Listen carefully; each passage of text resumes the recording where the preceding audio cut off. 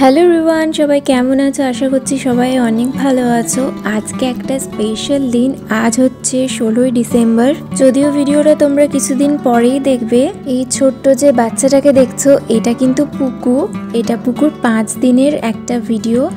এতটুকু হয়েছিল পুকু, আর তারপর আস্তে আস্তে দেখতে দেখতে আজ অনেকটা বড় হয়ে গেছে। আজ ওর বয়স 2 বছর হলো। আমি মাঝে মধ্যেই পুকুর কিছু কিছু খুনসুটির ভিডিও তোমাদের সাথে শেয়ার করি, আর তোমরা সেগুলোকে অনেক ভালোবাসা দাও। তাই ভাবলাম আজ ওর জন্মদিনের ভিডিওটাও তোমাদের সাথে শেয়ার করি। তাহলে চলো ভিডিওটা শুরু করা যাক। সকাল সকাল রান্নাঘরে ঢু দিয়ে দেখলাম যে বেশ কয়েকটা মাছ এখানে ভেজে রাখা আছে, আর তার সাথে বেশ কয়েকটা কুচো মাছও এখানে রান্না করা হবে। নুন হলুদ দিয়ে ভালো করে মেখে নিয়ে সেগুলোকে ভেজে নেওয়া হচ্ছে।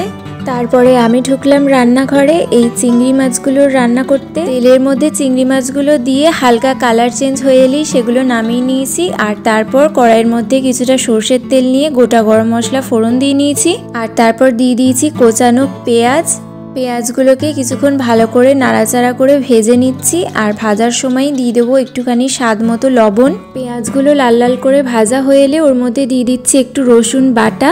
আজ আমি বানাচ্ছি প্রন মশালা। পেঁয়াজ রসুনটা ভাজা হয়ে এলে ওর মধ্যে ধনে জিরে আর আদা একসাথে আমি বেটে দিয়ে দিয়েছি। তারপর ভালো করে মশলাটা কষিয়ে নিতে হবে অল্প অল্প করে জল দিয়ে। যতক্ষণ না এই মশলাটা দিয়ে তেল ছাড়ছে ততক্ষণ এটাকে কষিয়ে নিতে হবে। আর কষানোর সময় এর মধ্যে আমি দিয়ে দিয়েছি একটু হলুদ গুঁড়ো আর কাশ্মীরি লঙ্কার গুঁড়ো কালারের জন্য। তারপর এর মধ্যে একটা মিডিয়াম সাইজের টমেটোর অর্ধেকটা অংশ আমি দিয়ে দিয়েছি কেটে। মশলাটা কষানোর সাথে সাথে কিন্তু এই টমেটোটাও সুন্দরভাবে গলে যাবে। মশলা থেকে তেল ছেড়ে এলে ওই হালকা ভেজে রাখা আমি চিংড়ি মাছগুলো এর মধ্যে অ্যাড করে দিচ্ছি, আর তারপর অল্প অল্প জল দিয়ে মশলার সাথে চিংড়ি মাছটাও ভালো করে আমি রান্না করে নিচ্ছি।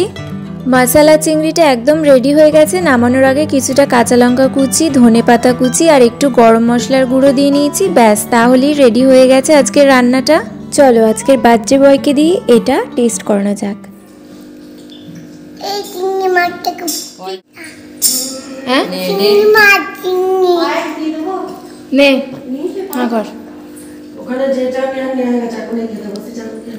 ভালো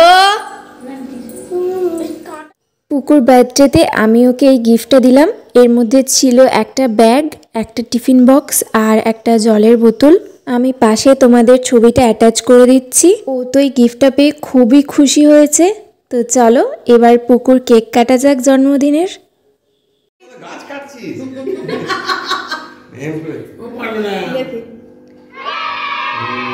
happy birthday to you, happy birthday to you, happy birthday to Puku, happy birthday to you. Puku has.